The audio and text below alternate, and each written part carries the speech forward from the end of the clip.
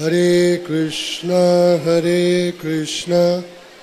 कृष्णा कृष्णा हरे हरे, हरे राम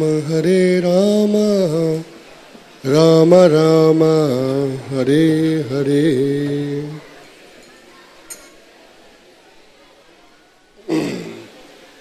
आप सब भक्त रविवार के इस कार्यक्रम में आते रहे होंगे और नियमित रूप से यहाँ पर कथा सुनते हैं। एक छोटा सा भजन गाएंगे, उसके बाद में कुछ चर्चा करने का प्रयास करेंगे।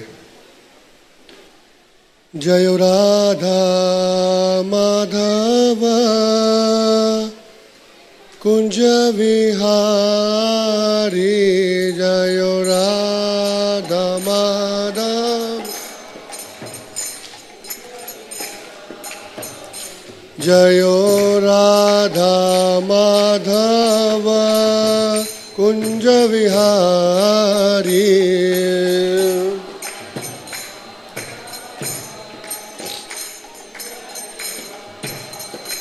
जय गोपी जन वल्लभ गिरिवरधारी, जय गोपी, सभी बोलिए प्रेम से,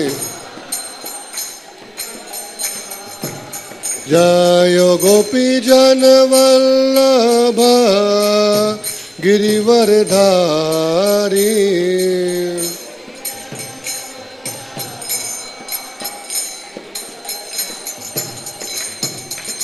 यशोदानंदन ब्रज जन रंजन,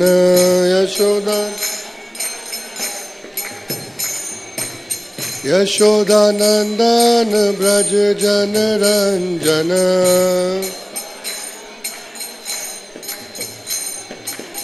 यमुना तीरो वनचारी, यमुना तीरा वन, यमुना तीरा वनचारी, यमुना। जय राधा माधव कुंज विहारी,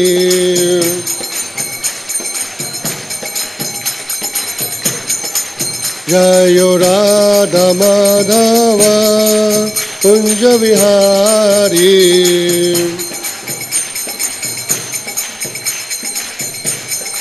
हरे कृष्णा कृष्ण कृष्ण हरे हरे, हरे राम राम राम हरे हरे। बोलिए बोलिए,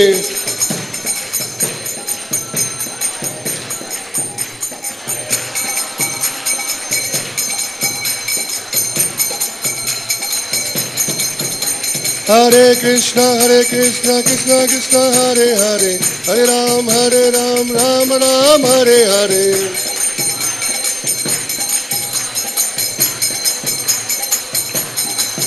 हरे कृष्णा कृष्ण कृष्ण हरे हरे, हरे राम राम राम हरे हरे। बोलिए, हरे कृष्ण कृष्ण हरे हरे, हरे राम राम राम हरे हरे।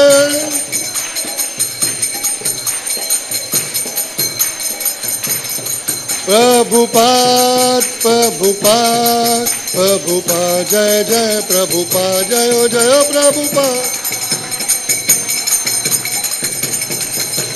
जय जय जय गुरुदेव जय जय गुरुदेव।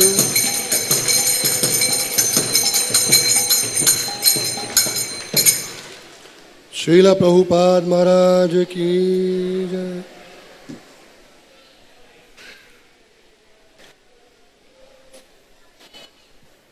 आप सब भक्तों का हार्दिक स्वागत है आज के इस कार्यक्रम में। कुछ भी कथा शुरू करने से पहले छोटी सी प्रार्थना बोलते हैं हम लोग। आप सब हाथ जोड़िए, सभी दोनों हाथ जोड़िए और मेरे पीछे बोलिए, ओम नमो भगवते वासुदेवाय।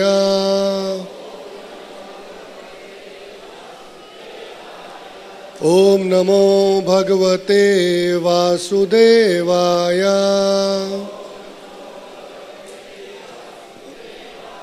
ओम नमो भगवते वासुदेवाय।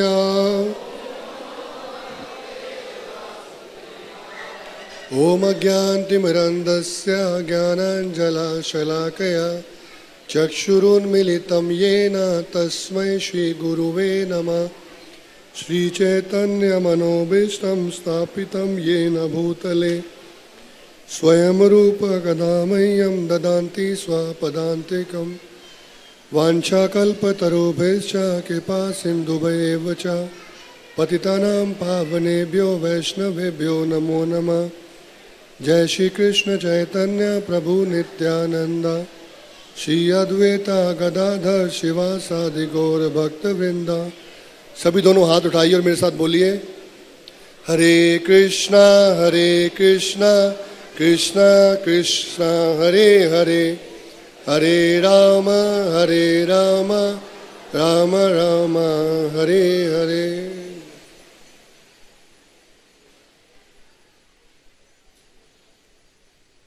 हरे कृष्णा बोलिए, हरे कृष्णा। अभी लग रहा है कि आप बैठे हो, मुझे लग रहा है सो रहे हैं सब। आप सब में से कितने भक्त हर सप्ताह मंदिर आते हैं? हाथ उठाएं जो हर सप्ताह मंदिर आते हैं। ठीक है, थैंक यू। जो आज पहली बार आए हैं वो हाथ उठाएं। अच्छा, बहुत सारे भक्त पहली बार आए हैं, तो आपका स्वागत है अंतर्राष्ट्रीय श्री कृष्ण भावनामृत संघ इस्कॉन के श्री श्री राधा पार्थ सारथी मंदिर में, जहां हम सब मिलते हैं। ये मंदिर एक साधारण मंदिर नहीं है। आपके पास बाइक होगा, स्कूटर होगा, कार होगा, उसकी नियमित रूप से आप सर्विसिंग कराते हैं। कराते नहीं कराते? सर्विसिंग कराते हैं या ऐसे चलाते हैं उसको? रेगुलर उसका वॉशिंग करते हैं, टायर का अलाइनमेंट देखते हैं, टायर बबलिंग कर रहा होता है नहीं? तो यह मंदिर जो है हमारा अलाइनमेंट सेंटर है। क्या है? Alignment centre. हमारी गाड़ी जो है वो बबलिंग कर रही है, उसका जो है सिस्टम आउट हो गया है, उसको अलाइनमेंट करने के लिए हम यहां पर एकत्रित होते हैं। समझ आ रहा है आपको? मैं किसी को सोने नहीं दूंगा, आप में से कोई सो नहीं पाएगा, ध्यान रखना। हाँ, सोने की कोशिश मत करना, ठीक है? आप सोओगे तो मैं सो जाऊंगा। बोलते हैं ना, गाड़ी में बस पे लिखा होता है सीट नंबर 1 2 3 पर सोना मना है, कि उसके सोने से ड्राइवर सो जाता है। तो आप सोएंगे तो मुझे नींद आ जाएगी, सोना मत। और ध्यान से सुनना मैं क्या बोल रहा हूं। यहां गाड़ी का अलाइनमेंट होने की बात हो रही है। पहला मेरा आपसे प्रश्न है, आप में से कितने लोग हैं जिनको आज तक कोई दुख नहीं आया है, जिनको कोई कष्ट नहीं आया है, जिनको कभी चिंता नहीं सताई? वो हाथ उठाएं। कोई नहीं है? अच्छा, बड़े हैरानी की बात है। आप में से कितने लोग जानते हैं कि सुख क्या है? जी,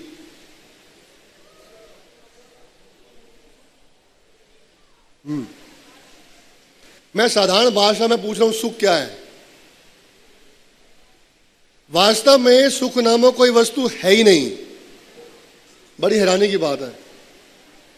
सुख की डेफिनेशन क्या है? एक दुख आता है और चला जाता है, और कुछ देर के बाद दूसरा दुख आता है। जो एक दुख और दूसरे दुख के बीच का जो पीरियड है, उसको सुख बोलते हैं।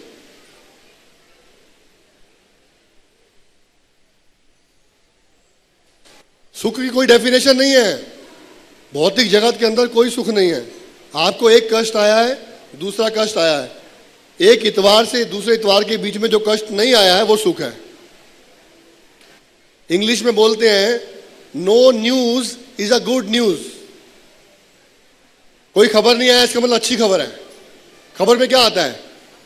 आग लगी है, डाका पड़ा है, बलात्कार हुआ है, सुसाइड हुआ है, चोरी हुआ है। अखबार में यही तो आता है, और क्या आता है? आज ये खबर नहीं आया इसका मतलब क्या है? अच्छी खबर है। लेकिन वास्तविक रूप में कोई अच्छी खबर नहीं है। यदि हमको वास्तविक रूप में जानना है कि सुख क्या है। अच्छा, मेरा फिर प्रश्न है एक, हम में से कितने लोग जानबूझकर दुखी होना चाहते हैं? सुबह उठेंगे, भगवान कुछ दुख दे दो, कुछ कष्ट दे दो। है कोई ऐसा व्यक्ति? कोई नहीं है। कितने लोग सुखी होना चाहते हैं? एक सुखी होना चाहता है बस, 2, 3। धीरे धीरे सोच रहे हैं। कितने लोग सुखी होना चाहते हैं? हाथ उठाएं। हाँ, अब आपने हाथ उठाया, ठीक है, थैंक यू। तो सुख का मंत्र क्या है वो जानने के लिए बात करेंगे। आप लोग सुखी होना चाहते हैं, वो सुखी होने के मंत्र की बात करेंगे। गूढ़ मंत्र है हमारे पास सुखी होने के लिए।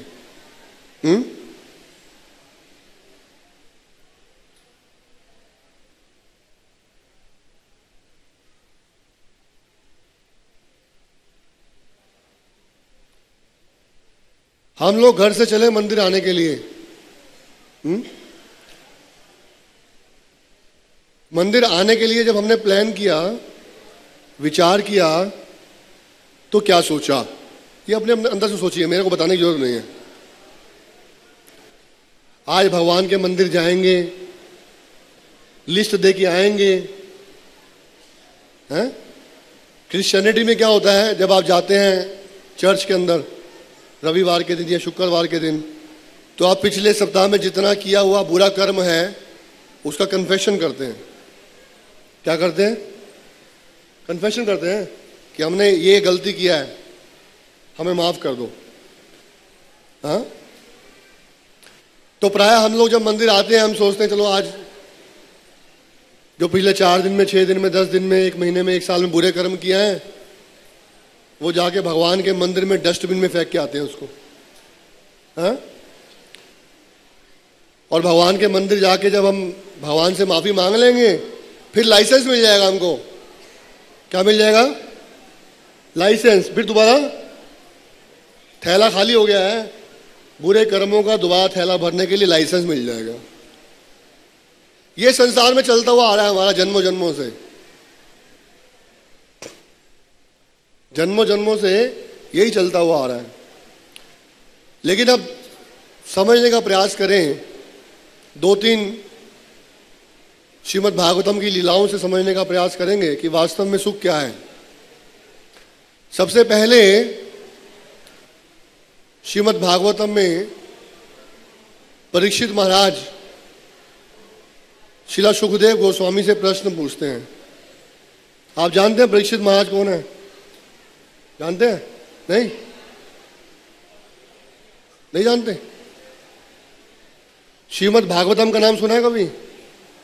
सुना है? बोर्ड लगा देखा है, भागवतम सप्ताह देखा है? ये जो भागवतम सप्ताह है, ये 7 दिन के लिए श्रीला सुखदेव गोस्वामी जी ने परीक्षित महाराज को 7 दिन कथा सुनाई थी श्रीमद् भागवतम की। तो वो परीक्षित महाराज भागवतम में प्रश्न पूछते हैं श्रीला सुखदेव गोस्वामी से कि बताइए एक जीव का सुखी होने का तरीका क्या है।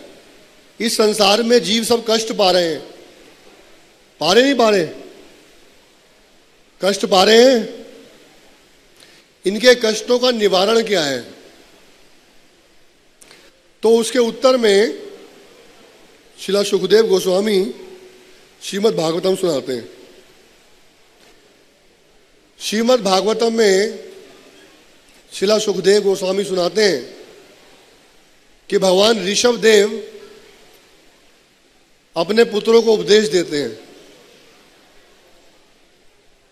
वो कहते हैं कि सूअर और कुत्ता और जानवर ये सब जो कार्य कर रहे हैं वो कार्य इंसान को नहीं करना चाहिए। सूअर मल के अंदर नाली में रहकर अपना भोजन ढूंढता है, ढूंढता नहीं ढूंढता? समझ आ रही है आपको, नहीं आ रही है?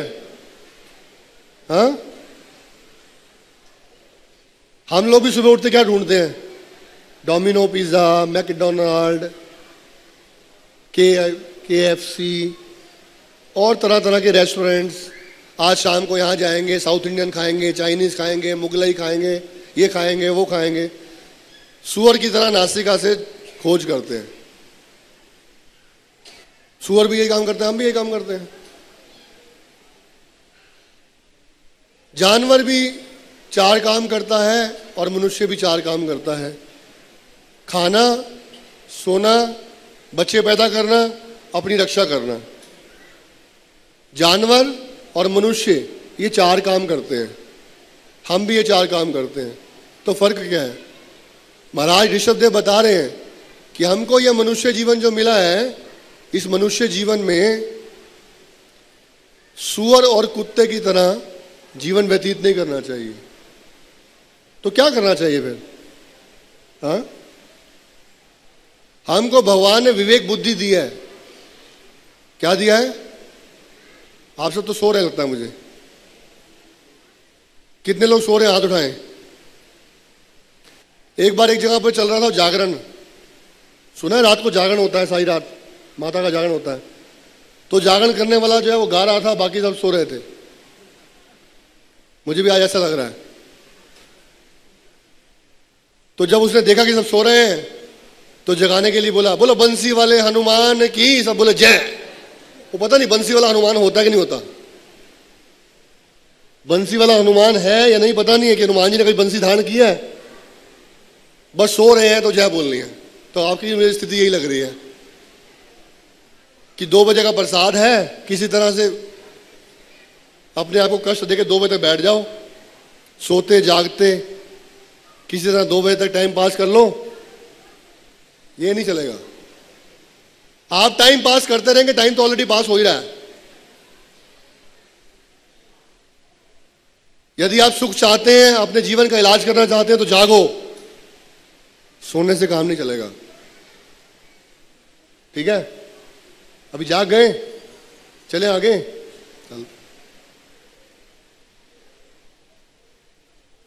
जो सोता है वो खोता है और बाद में वो रोता है। समझ आई? क्या? बाद में रोता है वो। अब जिसको रोना है वो अच्छे से सो जाए, जिसको खुश होना है वो जाग जाए।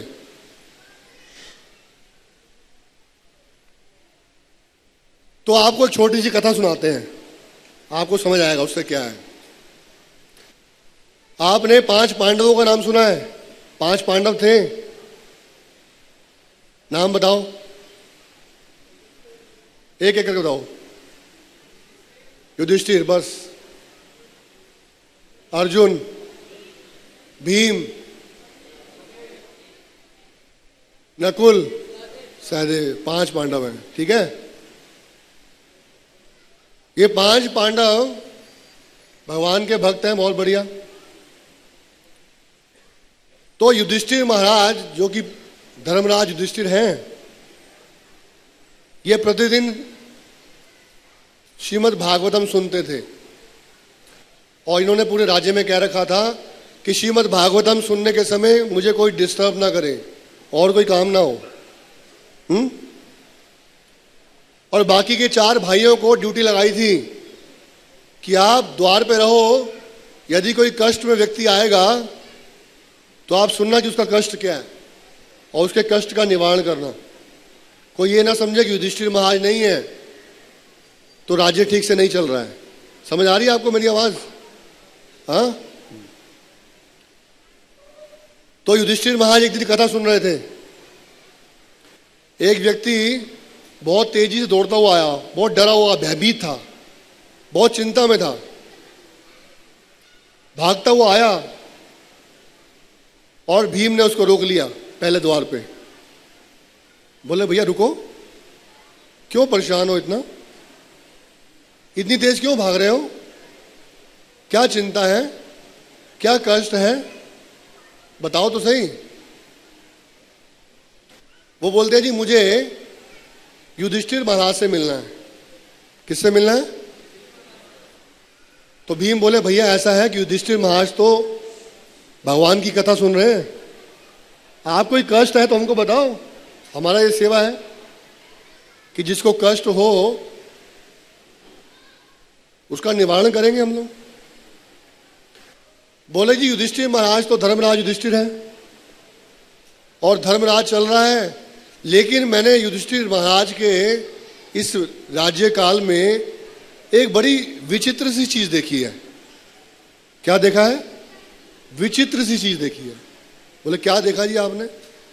बोले मैंने देखा एक आदमी कुएं से बाल्टी भरता है। मैं प्रश्न पूछूंगा आपसे, आपको ध्यान से सुनना है, इसमें आपके प्रश्न आएंगे।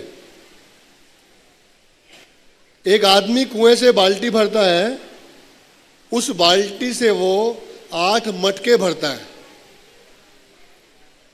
तो भीम बोले भैया कौन सी विचित्र बात है? तो बाल्टी बड़ी रही होगी, व्यक्ति शक्तिशाली होगा, उसने बड़ी बाल्टी से पानी निकाला होगा, 8 मटके भर दिए होंगे। बोले माय डियर सर, विचित्र बात ये नहीं है। विचित्र बात तो ये है जब उसने वो 8 मटके दोबारा बाल्टी में डाले तो आधी बाल्टी भी नहीं भरी। पहले पूरी बाल्टी भर के 8 मटके भर दिए, वापसी 8 मटके जब बाल्टी में डाले तो बाल्टी आधी पानी की भरी।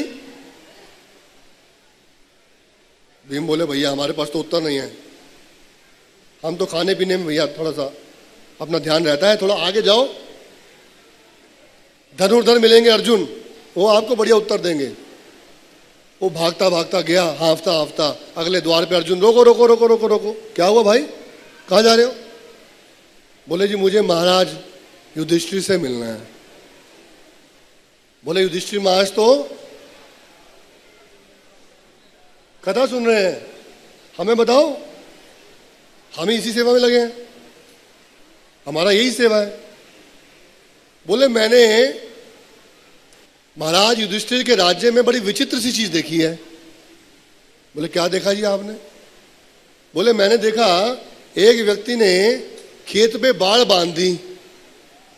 खेत पे क्या बांध दी? बाड़। बाड़ क्या होता है? बाउंड्री। बाउंड्री बांध दी। तो बोला अच्छी बात है भाई। अर्जुन बोला अच्छी बात है, बाड़ बांधेंगे नहीं तो जानवर आएंगे, खेत खा जाएंगे, फसल खा जाएंगे, तो विचित्र बात क्या है?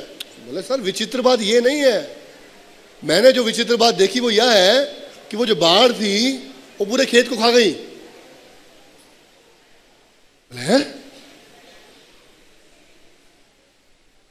थोड़ा आगे में जाओ, नकुल मिलेंगे, बड़े इंटेलिजेंट है वो आपको उत्तर दे देंगे। वो भागता भागता भागता भागता अगले गेट पहुंचा। नकुल बोले क्या हुआ भाई? बोले महाराज युधिष्ठिर से मिलना है। बोले महाराज युधिष्ठिर तो हाँ, थोड़ा बोलोगे तो मैं भी, मेरा बैटरी चार्ज रहेगा, नहीं तो मेरा बैटरी फ्यूज हो जाएगा। क्या कर रहे हैं महाराज युधिष्ठिर? हाँ थैंक यू। बोले हम सेवा करेंगे ना आपकी, बताइए क्या सेवा है? बोले जी मैंने महाराज युधिष्ठिर के राज्य में बड़ी विचित्र चीज देखी है। धर्मराज युधिष्ठिर है लेकिन बड़ी विचित्र चीज देखी जी। बोले क्या देखा? बोले मैंने देखा गाय ने बड़े सुंदर बछड़े को जन्म दिया है। गाय ने बड़े सुंदर बछड़े को जन्म दिया। नकुल बोले बहुत अच्छी बात है भाई, ये धर्म की निशानी है कि गाय बछड़े को जन्म दे रही है, गौ सेवा हो रही है। बोले सर विचित्र बात ये नहीं है, आप सुनो मेरी पूरी बात की विचित्र बात क्या है। बोले क्या हुआ? बोले मैंने देखा कि वो जो गाय थी जिसने बछड़े को जन्म दिया उसने उस बछड़े को चाट चाट के उसकी हत्या कर दी है।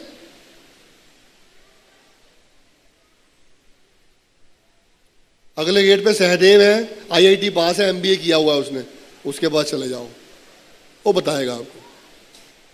पहुंच लिए भागते भागते, अगले द्वार पे सहदेव थे, बोले बोलिए क्या सेवा है। बोले मुझे महाराज युधिष्ठिर से मिलना है। सहदेव बोले महाराज युधिष्ठिर तो कथा सुन रहे हैं, हमें बताइए, हमारी यही सेवा है। बोले पहले पूछते हुए आ रहे हैं, 3 से तो पता लगा नहीं, चलो आपसे पूछ लेते हैं। बोले प्रभु मैंने बड़ी विचित्र चीज देखी है महाराज धर्मराज युधिष्ठिर के राज्य में। बोले क्या देखा जी आपने। बोले मैंने देखा एक आदमी ने सुई के आके में, सुई का आका समझते हैं, नीडल होल, देखा आपने, जो सुई धागे में धागा डालता है, सुई के आके में एक आदमी ने हाथी को घुसा दिया। बोले हाँ हो सकता है भाई, महाराज युधिष्ठिर का राजा है, कुछ भी हो सकता है। व्यक्ति सिद्धि प्राप्त किया हुआ होगा, शक्तिशाली होगा, ज्ञानी होगा, विज्ञानी होगा, कर लिया होगा। बोले सर विचित्र बात ये नहीं है, विचित्र बात तो ये है उसने हाथी तो घुसा दिया, पूंछल फंस गई उसकी। क्या हुआ, पूंछल फंस गई, हाथी तो निकल गया है। इतने में महाराज युधिष्ठिर का कक्ष खुल गया। महाराज युधिष्ठिर पूछे कोई दुखियारा है। बोले हाँ जी ये दुखियारा है, इसका प्रश्न सुनो। अंदर कक्ष में ले गए उसको। महाराज युधिष्ठिर पूछे बोलिए क्या क्या कष्ट है आपको। बोले जी आप धर्मराज युधिष्ठिर हैं, आपके राज्य में सब बहुत भली भांति चल रहा है, सब सुख शांति से चल रहा है, लेकिन मेरे प्रश्न का उत्तर दीजिए, मेरे मन में कुछ संशय है। बोले क्या संशय है। बोले जी मैंने आपके राज्य में बड़ी विचित्र सी चीज देखी है। क्या देख लिया भाई आपने। बोले मैंने देखा एक व्यक्ति बड़े संकरे रास्ते पे चल रहा है। संकरा रास्ता समझते हैं, छोटा नैरो, बड़े संकरे रास्ते पे चल रहा है, पहाड़ी रास्ते पे चल रहा है। और अचानक क्या हुआ कि पहाड़ में से एक चट्टान गिरी और उसका रास्ता बंद हो गया। युधिष्ठिर महाराज बोले ये तो होता है भाई, पहाड़ों पे ऐसा होता है, इसमें कौन सी विचित्र बात है।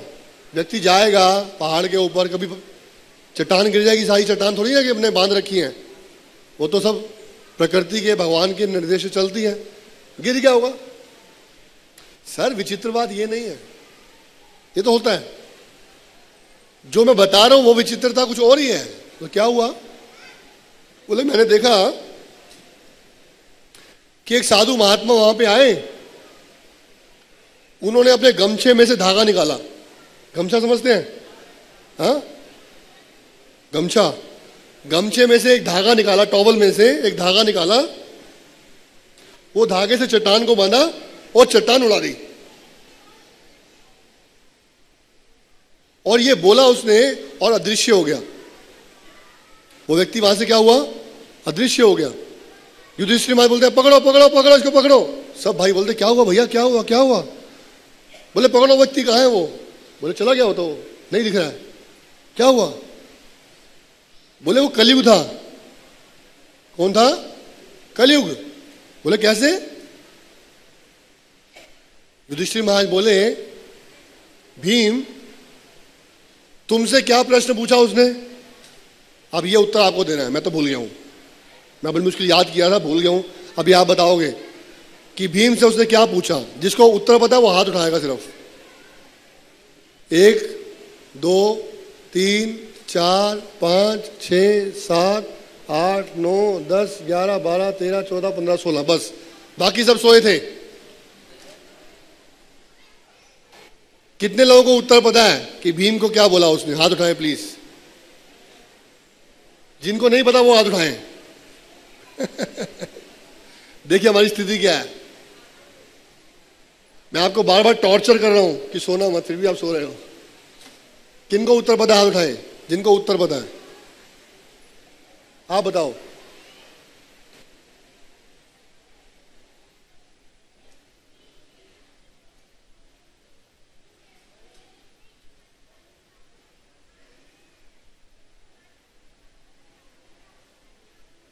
हाँ जी, तो जिनको याद नहीं है मैं याद करा देता हूं। एक व्यक्ति ने कुएं में से बाल्टी निकाली, आ गया, याद आ गया। फिर क्या हुआ, 8 मटके भरे, लेकिन जब 8 मटके उस बाल्टी में डाले तो बाल्टी, तो बोलते कलयुग का पहला साइन है, एक पिता माता 8 बच्चों का पालन पोषण करेंगे, लेकिन 8 बच्चे मिलकर माता पिता का पोषण, ये पहला साइन है।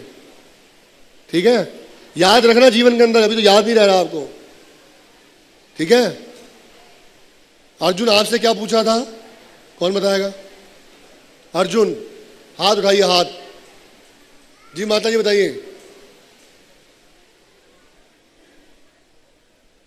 एक व्यक्ति ने खेत में बाढ़ बांध दी और बाढ़ ने क्या किया, वो खेत खा लिया। तो कलयुग का दूसरा निशानी क्या है, जिसको आप अपनी रक्षा के लिए यूज करोगे वही खा जाएगा आपको।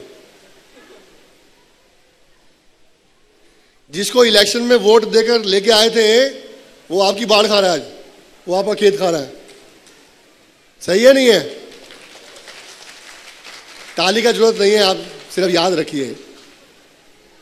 ठीक है, अब किसकी बारी आई तीसरा नंबर पे? नकुल, क्या बोला? हाँ जी, यस सर, बताइए। हाँ, गाय ने बछड़े को जन्म दिया और क्या किया, ये कलयुग का तीसरा साइन है।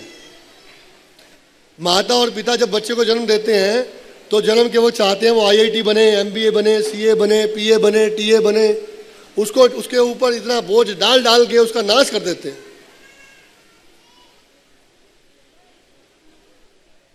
केवल ये अहंकार से कि मैंने अपने बच्चे को क्या बनाया है, वो उस बच्चे के ऊपर बोझ डालते हैं कि अगर ये कुछ बन जाएगा तो हम जाके जो है अपना कॉलर खड़ा करेंगे, देखा हमारा बच्चा बन गया है, मेरा नाम करेगा रोशन, जग में मेरा राज दुलारा। इस चक्कर में जो राज दुलारे का हमने खून निकाल रखा है। उसका कैलिबर क्या है, उसकी क्वालिफिकेशन क्या है, उसकी मेंटेलिटी क्या है, उसके अंदर कितनी बुद्धि है, उसका कितना विवेक है, उससे कोई मतलब नहीं है।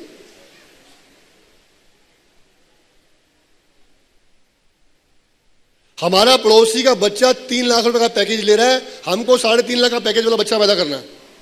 बच्चा पैदा करने से पहले पैकेज पैदा होता है, नहीं? एक मियां बीवी लड़ रहे थे, हस्बैंड वाइफ लड़ रहे थे। एक व्यक्ति ने पूछा, भाई साहब क्यों लड़ रहे हो?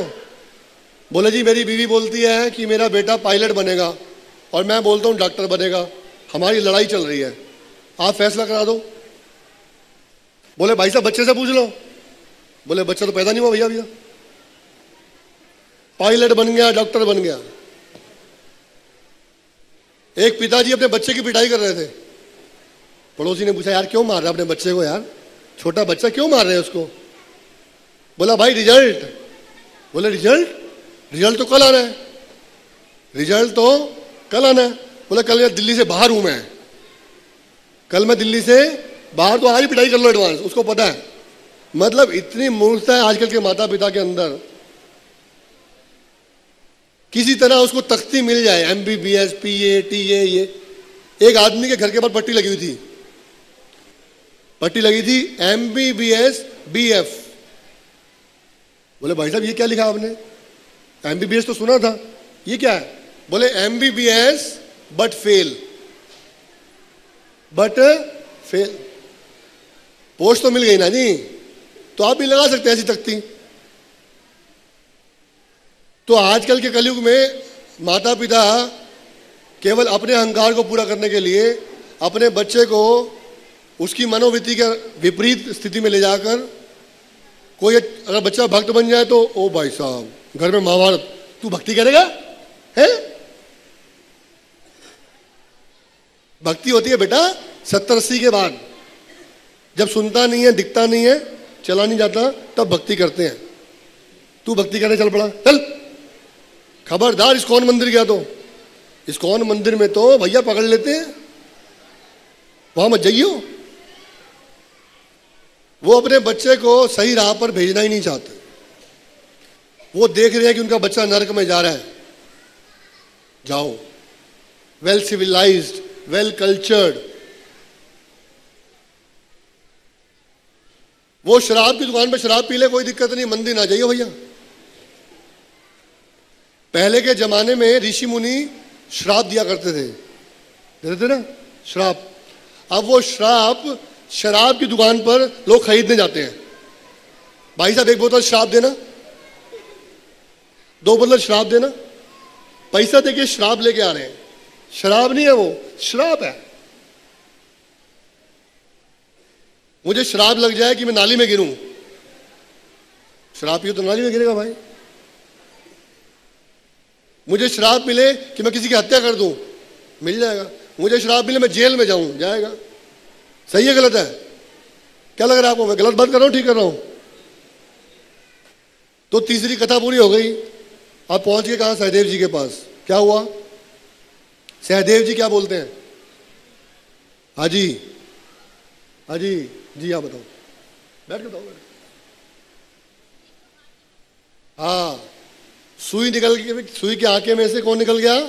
हाथी। फंस गई उछल। तो कलयुग का चौथा साइन क्या है? एक व्यक्ति अपने जीवन निर्वाह के लिए,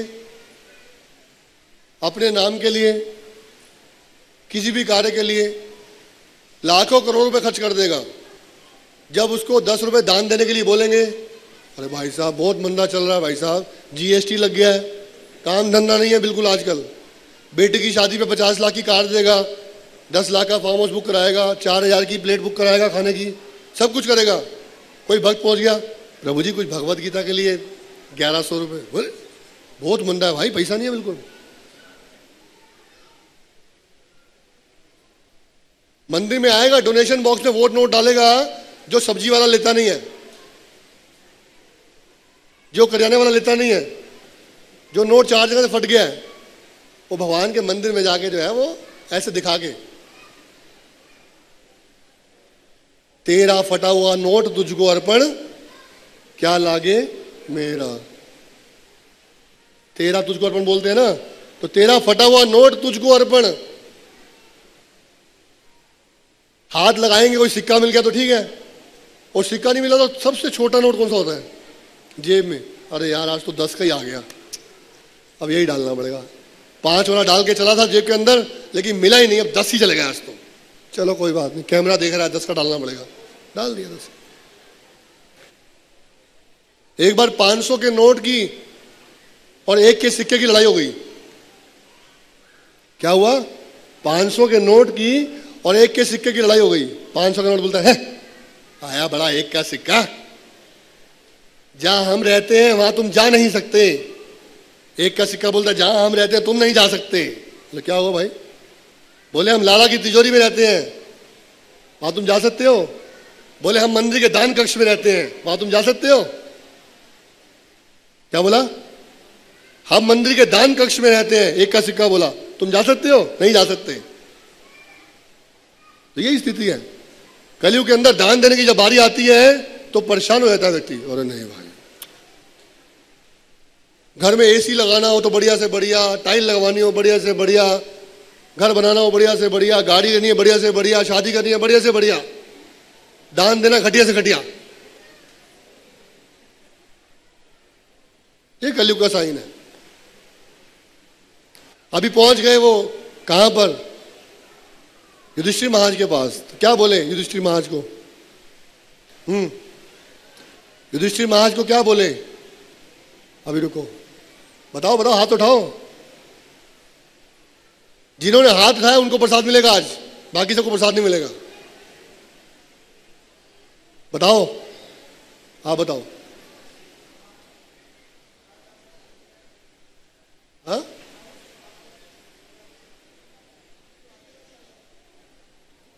एक व्यक्ति बड़े संकीर्ण रास्ते पे चल रहा है। कलयुग में भक्ति का मार्ग जो है बड़ा संकरा है, बड़ा पतला है, और बार बार उस रास्ते पे आके चट्टान गिर जाती है।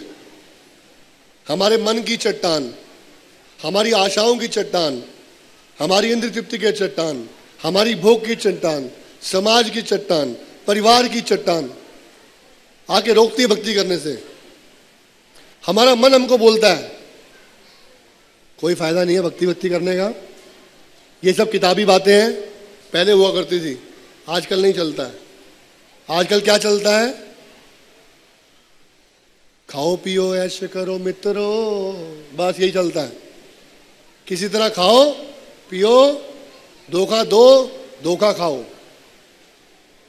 तो ये भक्ति का रास्ता क्या है? बड़ा शॉर्ट है, संकरा है, टाइट है और बार बार चट्टान गिरती है। लेकिन हमारे जीवन में भगवान एक भक्त को भेजते हैं। वो भक्त अपने गमछे में से धागा निकालता है, धागा निकाल के वो जो चट्टान फंस गई है उसको हटा देता है और हमारा रास्ता खुल जाता है। जो कलयुग में दोष है, उस कलयुग में एक बहुत बड़ा ये खुशी की बात है कि इस कलयुग में भक्ति बड़ी आसान है। इस कलयुग की भक्ति जो है वो डिस्काउंट रेट पे चल रही है। हम लोग अक्सर डिस्काउंट का सामान खरीदते हैं ना, सेल वाला, तो भक्ति भी सेल पे चल रही है। कितना सेल है पता है आपको? हाँ, 99% सेल। 1% देने से 100% मिलता है। आपको पता है ये महीना कौन सा चल रहा है? पुरुषोत्तम मास चल रहा है। ये पुरुषोत्तम मास में जो साल साल सेल चलती है ना, उसका भी और सेल चल रहा है। जो इस मास में भगवान का नाम लेते हैं उनको 1000 गुना फल मिलता है। कितना कितना? हाँ। और जो इस मास में पाप करते हैं उसको भी 1000 गुना ज्यादा पाप मिलता है। ये ध्यान रखना। जितना पाप इस महीने में करेंगे, बताइए सबसे बड़ा पाप क्या है? सबसे बड़ा पाप है भगवान को भूलना। ये पहला पाप है जिससे सारे पापों का जन्म होता है। जब तक एक व्यक्ति अपने विवेक बुद्धि में भगवान को याद रखता है वो पाप नहीं करता है। ध्यान रखिए, जैसे ही भगवान को भूलता है उसकी पाप करने की प्रवृत्ति चलती है, उसकी पाप करने की आदत चलती है। तो ये जो महीना है जिसको पुरुषोत्तम मास बोलते हैं, ये सभी मासों में उत्तम मास है, क्योंकि भगवान ने स्वयं इसको अपना नाम दिया है। क्या नाम दिया है? पुरुषोत्तम। भगवान श्री पुरुषोत्तम है और ये मास भी क्या है? पुरुषोत्तम। इस पुरुषोत्तम मास में आप यहां पर कथा सुनने के लिए आए हैं तो आपको इसका 1000 गुना ज्यादा फल मिलेगा। लेकिन फल तब मिलेगा जो कथा में सुना है उसको अमल करेंगे तब। हाँ, कुछ समझेंगे, उसको कुछ पालन करने का प्रयास करेंगे तो उसका फल मिलेगा। दोनों हाथ उठाइए एक बार मेरे साथ, दोनों हाथ उठाइए, बोलिए हरे कृष्णा कृष्णा कृष्णा हरे हरे, हरे राम राम राम हरे हरे। कई लोग बोलते हैं कि जी समाज इतना दूषित है, इतनी बुराइयां हैं, हम लोग अच्छा बन भी जाएं, अच्छा सोच भी लें, लेकिन जिन लोगों से हम मिलते हैं वो सब बुरे लोग हैं। तो आपको बड़ा छोटा सा एक एग्जाम्पल सुनाते हैं। एक पिताजी की कोट की जेब फटी हुई होती है, कोट की जेब फटी हुई होती है। उनकी पुत्री बोलती है, पिताजी मैं आपका कोट सिल दूं? पिता बोले नहीं बेटा मेरा कोट मत सिलना। बोले क्यों? बोले देखो बच्चे, मैं प्रतिदिन संसार में जाता हूं लोगों से मिलने के लिए, अपनी कमाई करने के लिए, आय करने के लिए। मुझे बहुत बुरे बुरे लोग मिलते हैं, वो बुरे शब्द बोलते हैं, गाली देते हैं, झूठ बोलते हैं, धोखा देते हैं, बेईमानी करते हैं। मैं सब कागज पे लिख लेता हूं। सब कागज पे लिखने के बाद फटी हुई जेब में डाल लेता हूं। कभी कभी अच्छे लोग भी मिलते हैं, वो भगवान का प्रेम देते हैं, प्रसाद देते हैं, आनंद देते हैं, मैं लिख लेता हूं। वो लिखने के बाद सिली हुई जेब में डाल लेता हूं।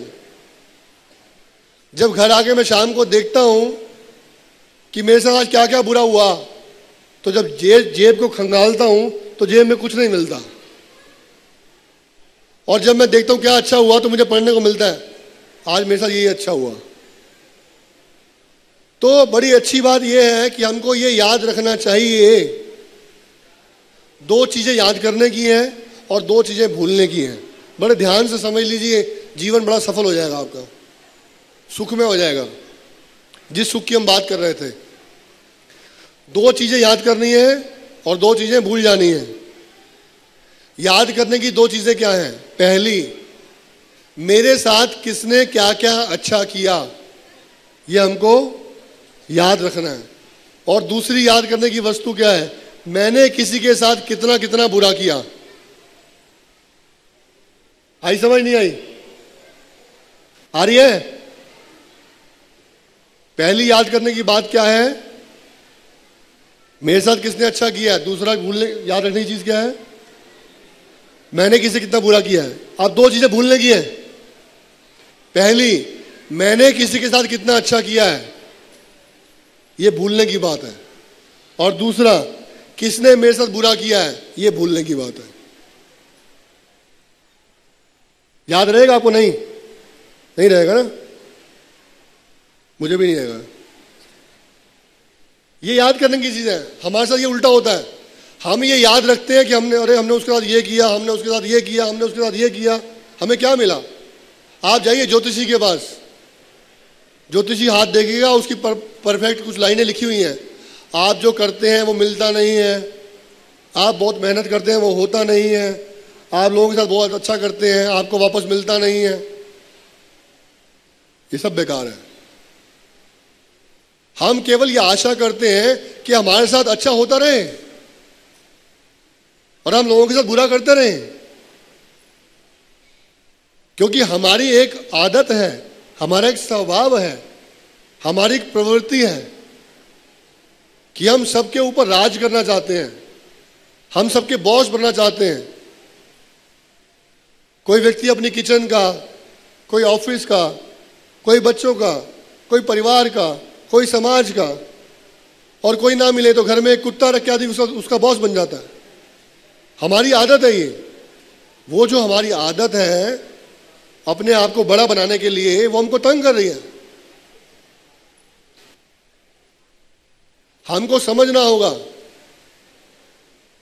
श्रीमद् भगवद गीता में पुरुषोत्तम योग अध्याय में भगवान बताते हैं कि यदि किसी व्यक्ति को सुख की प्राप्ति करनी है तो उसका पहला गुण क्या होना चाहिए? निर्मान मोहा। निर्मान, उसको मान की इच्छा नहीं करनी चाहिए। निर्मान। हमें क्या है? सारा दिन क्या चाहिए? मान, मान, मान चाहिए। मान और देंगे अपमान। सुबह उठते से ही हमारी ये कार्रवाई शुरू होती है। जैसे सुबह उठते चिड़िया चहचहा करती है ना, हम भी चहचहा चालू कर देते हैं। बच्चों को स्कूल भेजेंगे, थप्पड़ मार के भेजेंगे, धक्का मार के भेजेंगे, अपमानित करके भेजेंगे। उनसे बोलेंगे, बच्चे सुबह उठ के ना माँ बाप के पैरों को हाथ लगाया करो। और हमारे जो माँ बाप हैं उनको हम देखना भी नहीं चाहते, उनकी शक्ल नहीं देखना चाहते। बच्चों को बोलेंगे, बच्चे माँ बाप भगवान का रूप होते हैं, माँ बाप भगवान के रूप होते हैं। माँ बाप के आशीर्वाद से भगवान मिलते हैं, बुद्धि मिलती है, शिक्षा मिलती है। नंबर चाहिए ना बेटा, पैर हाथ लगाओ। और खुद क्या कर रहे हैं? अपमान, अपने माँ बाप का अपमान। गली से निकलेंगे, सुबह उठेंगे, समाज में जाएंगे, सब सैल्यूट करें, हमको सैल्यूट चाहिए। और हम किसी को, हम बड़े आदमी, हम सैल्यूट नहीं करते। तो ये जो प्रवृत्ति हमारे अंदर बैठ गई है ना मान पाने की, बड़ी खतरनाक है, बहुत खतरनाक है। ये हमारे हृदय के दरवाजे को खुलने नहीं दे रही है। जिस हृदय के दरवाजे में, हृदय में भगवान रहते हैं, भगवान भगवद गीता में बोलते हैं, सर्वस्य चाहम हृदय सन्निविष्टो। मैं सबके हृदय में रहता हूं, लेकिन हृदय में रहते हैं, हमने वो ज्ञान के चक्षु से वो दरवाजा बंद कर रखा है, मान की इच्छा से दरवाजा बंद कर रखा है। हमको वो दरवाजा खोलना होगा। वो दरवाजा खोल के हमें समझना होगा हमारे जीवन का उद्देश्य क्या है, हम कहां पर गलत जा रहे हैं, हमारी गाड़ी की अलाइनमेंट कहां पर खराब हुई है। श्रीला प्रभुपाद जी बहुत सुंदर बताते हैं। श्री चैतन्य चरितामृत ग्रंथ के अंदर मध्य लीला में दूसरा अध्याय 38वां अध्याय और 98वें श्लोक में प्रभुपाद जी बता रहे हैं, ये जो हमारा इस्कॉन मोमेंट है, कृष्णा कॉन्शियस मोमेंट है, ये शुद्ध भक्त बनाने के लिए है। क्या बनाने के लिए है? शुद्ध भक्त। This movement is for making pure devotees. और प्रभुपाद जी बोलते हैं किसी को शुद्ध बनाने के पहले हमको स्वयं शुद्ध होना होगा। ये भक्ति के अंदर, कृष्ण कॉन्शियसनेस के अंदर ऐसा नहीं चलेगा कि आप कुछ भी बोलिए, कुछ भी करिए, लेकिन आपका प्रवचन बहुत अच्छे से होना चाहिए, सब लोग सुनेंगे, ताली मारेंगे और पालन करेंगे। ऐसा नहीं होगा। जो आप बोलेंगे वो पहले करना होगा आपको। प्रभुपाद जी बता रहे हैं, if you want to make pure devotees, you have to become pure. आपको पहले शुद्ध होना होगा। तो यदि हमको शुद्ध होना है, हम आज इस इस्कॉन मोमेंट के अंदर हैं, हम चाहते हैं कोई शुद्ध हो जाए, आप समझ जाएं, आप भक्त बन जाएं, तो पहले हमको उसका प्रैक्टिस करना होगा। हमको जानना होगा भक्ति क्या है और उसका पालन करना होगा। आप देख रहे हैं, टीवी के अंदर रोज देखते हैं, अखबारों में देखते हैं, बड़े बड़े जो धर्म गुरु हैं, जो खुद भक्ति का पालन नहीं करते थे, उपदेश देते थे, आज कहाँ हैं? जेल में है। क्यों? क्योंकि वो जो उपदेश दे रहे हैं वो कर नहीं रहे हैं। वो खुद तो अच्छे से इंद्र तृप्ति कर रहे हैं और हमको बोल रहे हैं इंद्र तृप्ति मत करो, भोग मत करो, भक्ति करो, भगवान के नाम का पालन करो। ये इस्कॉन में नहीं चलता है। श्रीला प्रभुपाद जी की द्वारा दी हुई संस्था के अंदर आपको हर मिनट चेक किया जाता है, आप क्या कर रहे हैं। और चेक करने के बाद आपको कोई दंड नहीं दिया जा रहा, आपको मदद की जा रही है आपके उस प्लेटफॉर्म से उठा के हायर प्लेटफॉर्म में ले जाने के लिए। ये इस्कॉन मोमेंट है, ये कृष्ण कॉन्शियसनेस है। तो आपसे प्रार्थना है, आप जैसे आज आए हैं, नियमित रूप से आते हैं, आते रहिए और यहाँ पर आके अपने जीवन को मार्गदर्शन दीजिए, भक्तों से मिलिए, हरे कृष्ण महामंत्र का जप करिए, ठीक है, भगवान के दर्शन करिए, भगवान से प्रार्थना करिए कि हे भगवान, हमारी बुद्धि इतनी दूषित हो चुकी है कि हमारा आपके प्रति आकर्षण नहीं है। ये जो राधा पार्थ सारथी हैं, सीताराम लक्ष्मण हनुमान हैं, गौर नेताएं हैं, ये इतना आकर्षण देने वाले हैं, इतने सुंदर हैं, हम देखें तो हमें लगता ही नहीं है। हम देखते हैं उनको, ठीक है भगवान है, एक मूर्ति है। नहीं, ये मूर्ति नहीं है, मूर्ति नहीं, तुम्हारा साक्षात ब्रजेंद्र नंदन। ये मूर्ति नहीं है, साक्षात ब्रजेंद्र नंदन है। लेकिन क्योंकि हमारी आंखों में काला चश्मा लगा हुआ है, ढका हुआ है, हमें दिखते नहीं है। ये साक्षात भगवान है। हमें इनसे प्रेम करना चाहिए, इनसे मांगना चाहिए, हे भगवान ऐसी बुद्धि दो, ऐसी आंखें दो, ऐसे नेत्र दो, ऐसे चक्षु दो, ऐसे कान दो, आपके बारे में सुन सके, आपको देख सके, आपसे प्रेम स्थापित हो सके, आपकी फोटो खींचकर हमारे हृदय में छप जाए। और जब आपकी फोटो छप जाए तो कोई और फोटो ना छपे। ये भगवान से प्रार्थना करनी चाहिए। केवल एक क्षण काफी है, केवल भगवत गीता का एक श्लोक काफी है, केवल एक प्रवचन काफी है अपने जीवन को पूरा परिवर्तित करने के लिए। नहीं तो हजारों जन्म भी कुछ नहीं है हमारे को परिवर्तित करने के लिए। हम परिवर्तित नहीं हो पाएंगे। आज पुरुषोत्तम मास के अंदर हमको आज शपथ लेना पड़ेगा भगवान के सामने। कथा सुनने के बाद हमें यह शपथ लेना होगा कि हम अपने आप को कैसे बदलेंगे। हमको अपने आप को बदलना होगा, तो हमारा यहां पर आने का लाभ है। यदि हम अपनी शक्ति से नहीं बदल पा रहे हैं तो हमें भक्तों की मदद लेनी होगी, उनसे पूछना होगा, भगवान से प्रार्थना करनी होगी कि भगवान हम कैसे बदल सकते हैं, हमारे मन से जो मान की इच्छा कैसे निकल सकती है। हम प्रार्थना करेंगे भगवान से, ठीक है। हरे कृष्णा।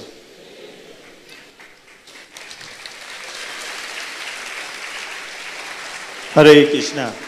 किसी का कोई प्रश्न है तो हाथ खड़ा कर सकते हैं। हम लोग 2 प्रश्न ले सकते हैं। हरे कृष्णा प्रभु जी, फॉर योर नाइस डिस्कोर्स। मेरा ये प्रश्न है कि भक्त का जीवन में जो कष्ट होती है तो ये बोला जाता है कि ये भगवान का कृपा होता है, उसको हम कैसे समझें? प्रभु जी का प्रश्न है कि जब भक्त के जीवन में कष्ट आता है उसको हम कैसे समझें। लोग तो समझते हैं कि हमने भक्ति कर लिया तो इंश्योरेंस पॉलिसी हो गया हमारा, हमने भक्ति में आ गए, मंदिर आ गए, माला कर लिया तो अब इंश्योरेंस पॉलिसी, अब कष्ट नहीं आएगा। इसको कैसे समझना, देखिए इसको साधारण भाषा में पहले समझेंगे। आपने एक बाइक, एक कार इंस्टॉलमेंट पे लिया है, एक बाइक, एक कार इंस्टॉलमेंट पे लिया है। श्री श्री राधा पार्थ सारथी ललिता विशाखा गौर निताय सीताराम लक्ष्मण हनुमान शिला प्रभुपाद की जय। तो आपने एक बाइक या एक कार इंस्टॉलमेंट पे लिया है, आपको कष्ट देकर, आपको कष्ट करके उसका हर महीने इंस्टॉलमेंट देना पड़ता है, राइट रॉन्ग। लेकिन जब भी सब इंस्टॉलमेंट खत्म होंगी तो आपको कैसा फील होगा? तो ये जो जीवन में हमारे जो कर्माज हैं ये इंस्टॉलमेंट की तरह निकल रहे हैं, हमें बड़ी प्रसन्नता होनी चाहिए। किसी ने प्रभुपाद जी से पूछा, प्रभुपाद जब सभी कर्म, सभी भविष्य, सब कुछ ऑलरेडी तय है तो भक्ति करने का फायदा क्या है? प्रभुपाद जी बोलते हैं इस जीवन में तय है, अगला जीवन तो सुधार लो। आज जो आप भक्ति कर रहे हो, वैसे तो भक्ति में इतनी शक्ति है कि वो आपके जितने भी ये किए हुए कर्म है उसको काट देता है, उसको बहुत रिड्यूस कर देता है। जो भक्त के जीवन में कष्ट आ रहा है, आपने कष्ट देखना, आप जाके भौतिक जगत में कष्ट देखिए तो सही, भक्तों को कष्ट तो मिलता ही नहीं है। आप कभी अस्पताल में जाइए, कोर्ट में जाइए, आपको इतनी दुनिया कष्ट में के अंदर मिलेगी। वो सब भक्त है क्या?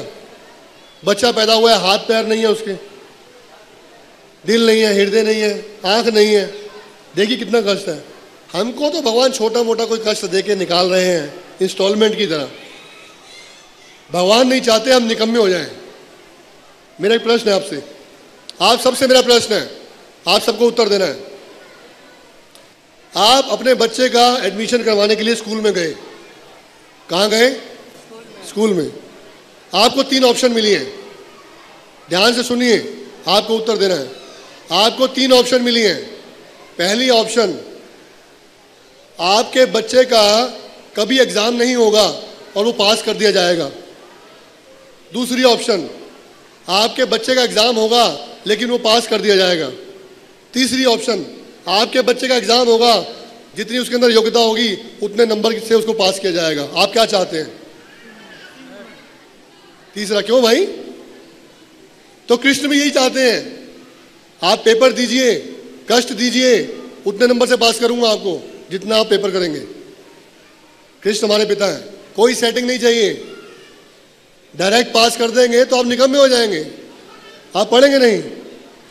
हमारी भक्ति के अनुपात के अनुसार भगवान रेसिप्रोकेट करते हैं। हमारा अनुपात कमजोर है, उसको स्ट्रॉन्ग करना है, ठीक है? हरे कृष्ण। एक और क्वेश्चन। हरे कृष्णा प्रभु जी।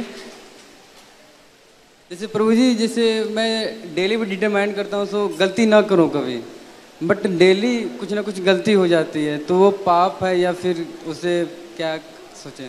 प्रभु जी का प्रश्न है कि जो रोजमर्रा में हम कार्य करते हैं उसमें कई सारे पाप हो जाते हैं, गलती हो जाती है, उसको कैसे ठीक कर सकते हैं? देखिए, आपको बड़ी चीज ध्यान से समझनी होगी। एक होता है पाप, सुनिए प्लीज प्लीज 5 मिनट और। एक होता है पाप, एक होता है पाप करने की प्रवृत्ति। हमें पाप को समाप्त नहीं करना है, हमें पाप करने की प्रवृत्ति को समाप्त करना है। हमें इस आदत को खत्म करना है पाप करने के लिए। ये आदत खत्म होगी भक्तों के संग करने से, प्रभुपाद जी के दिए हुए दिव्य ग्रंथों को पढ़ने से, भगवान के शुद्ध नाम को जप करने से। भगवान, भक्त, शास्त्र हमें गाइड करेंगे हम कहाँ पे गलत कर रहे हैं, और हम धीरे धीरे सब ठीक कर लेंगे। हम लोग क्या करते हैं, थोड़ा पाप करते हैं, पाप करने के बाद किसी को दान देते हैं, कोई कंबल देते हैं, पानी पिलाते हैं, ये सोचते हैं कि पाप खत्म हो जाएगा। पाप कभी भी पुण्य से कट नहीं सकता, ये ध्यान रख लीजिए। किसी भी पाप को कोई भी पुण्य काट नहीं सकता। पाप की सजा अलग अलग भुगतनी पड़ेगी और पुण्य का सुख आपको अलग से मिलेगा। कोई संसार में ऐसा पुण्य नहीं है जो पाप को काट सकता है। केवल एक ही पुण्य है जो पाप को काट सकता है, वो है हरे कृष्णा कृष्णा कृष्णा हरे हरे, हरे राम राम राम हरे हरे। ये हमारे पाप को भी काटता है, ये हमारी पाप करने की प्रवृत्ति को समाप्त करता है। शुद्ध नाम लेंगे, हृदय साफ हो जाएगा। ठीक है जी। प्रभु जी, लास्ट आपको मेरा सादर प्रणाम। भगवद गीता में ऐसा कहा गया है, हमारा सुख और दुख हमारे कर्मों पे निर्भर करता है। और भगवद गीता में ये भी कहा गया है, ईश्वर की मर्जी के बिना कोई भी पत्ता नहीं हिलता।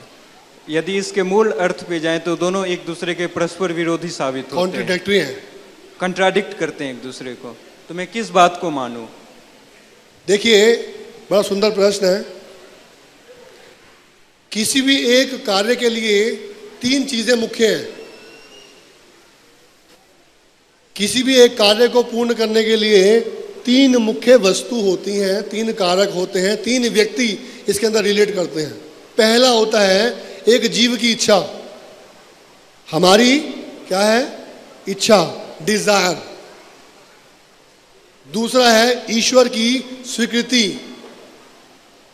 तीसरा है प्रकृति का उस स्वीकृति के अनुसार कार्य करना। हम कोई कार्य के लिए इच्छा करते हैं, भगवान उसको स्वीकृत करते हैं और प्रकृति उसको कार्यान्वित करती है।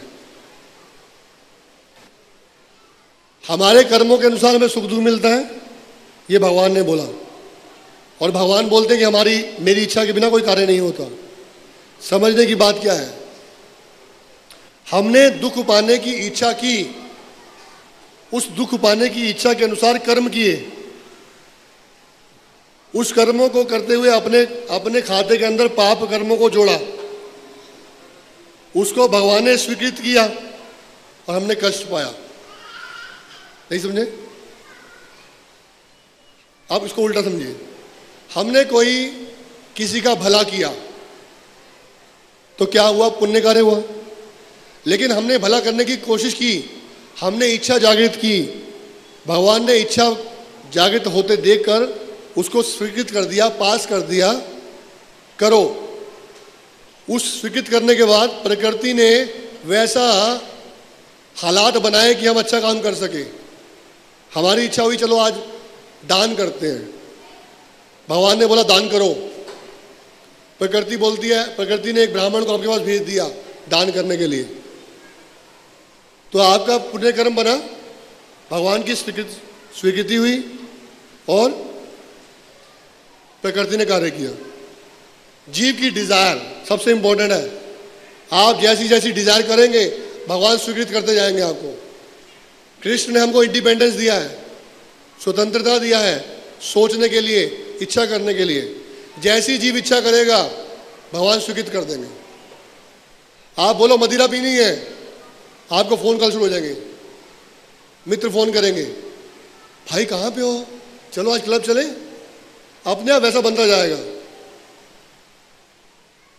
आप इच्छा करेंगे कुछ अच्छा सुनना है, भगवान बोलेंगे इस्कॉन जाओ, आपके सामने बैटरी रिक्शा खड़ा हो जाएगा आगे।